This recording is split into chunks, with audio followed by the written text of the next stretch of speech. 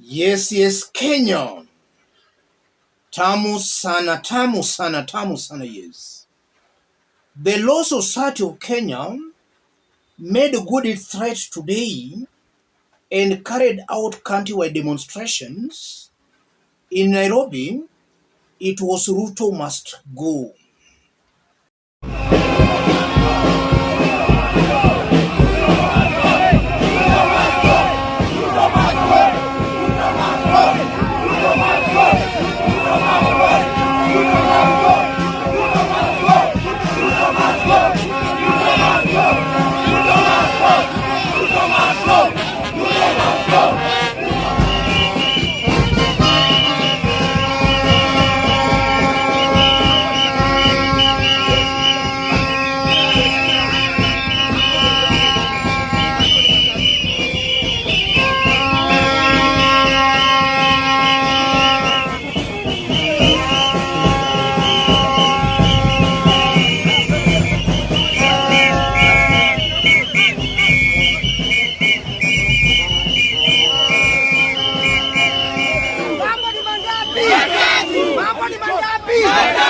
Uheshimu sheria.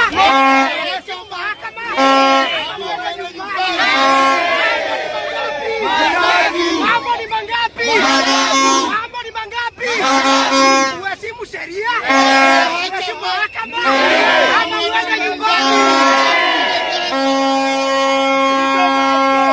In this video, I want us to understand the significances of such demonstrations being called by non-politicians and why William Ruto should be a worried man. If you are watching us but you have not yet subscribed, subscribe, give this video a like. Let's proceed. Yes. What are the significances of such demonstrations? And I'm asking that question because some people will say that, they don't have any influence. Nobody knows them in Kenya. After all, they cannot pull a big crowd the way we normally see politicians pull. The first significance, such demonstrations confirms that the people themselves, without even the influence of the politicians, are not happy with the government. They themselves are not happy with the government. In the event the opposition or politicians could have called for that demonstration, the government will easily say that, these are our detractors. They are blocking us from delivering for you. But now, who will the government blame? Will the government start blaming the people that the people are blocking it from delivering for them? I think such demonstrations being called by non-politicians have got that kind of an effect. It shows that the people themselves, without the politicians, are not happy with the government. And then secondly, such demonstrations can also encourage other groups to also take to the streets. Today, it was the Law Society of Kenya. Tomorrow, it might be the teachers or doctors or even the matatu sector. And within no time, the government can find itself in a very awkward position in that most government operations will have been paralyzed.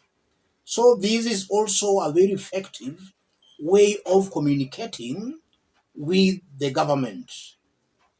Another significance, this can be a precursor for now the politicians to join in.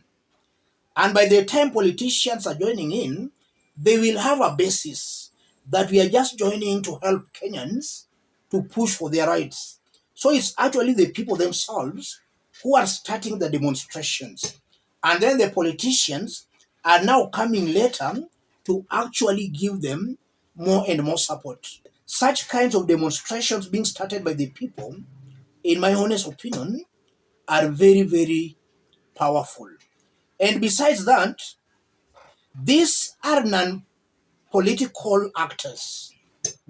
These are lawyers or even teachers or doctors.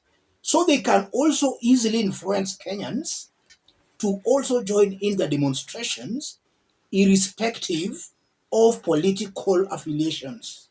In that Kenyans, whether you are Kenya Kwanza or Azimio, you'll say that this government is actually not delivering because the ones who have called for the demonstrations are not aligned to any political side. So they can also encourage Kenyans or others to join in the demonstrations, irrespective of their political affiliations. Above all, I believe that they can easily be listened to by the international community.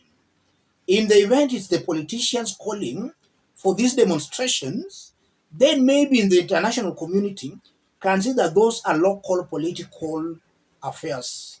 But in this case, they can easily get an ear from the international community.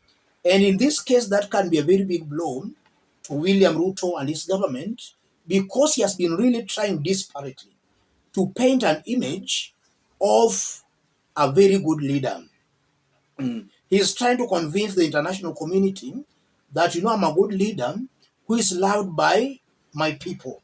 So if the international community sees strikes everyday strikes, then they can also lose trust and confidence in this government. Let me stop with there, ladies and gentlemen. If you are watching us but you have not yet subscribed, subscribe, give this video a like. To those watching us outside Kenya, drop a comment, let us know from which part of the globe you are watching us from. If possible, subscribe, give this video a like. Such demonstrations, in my honest opinion, are very powerful in that they are sending a very strong message to the government that you are not fulfilling or you are not delivering on your mandate. You are not living up to the expectations of Kenyans. Let's meet in our next analysis. Thank you. God bless you. God bless Kenya. My member of parliament, Kimani Ichung'wah, you are here, and I'm entitled to give you instructions as my member of parliament. No, Kanatiku. You will be helping the president by telling him the truth that the people are crying. Aiming to tell Alice Wahome, Mheshimiwa Cabinet Secretary, my member of parliament, Kimani Ichung'wah, he mwere president, adoani marakaya, the cost of living. If you want to know the true measure of a man, watch what he does with power, how he handles his opponents, how he treats his wife and family, and what he does with his influence.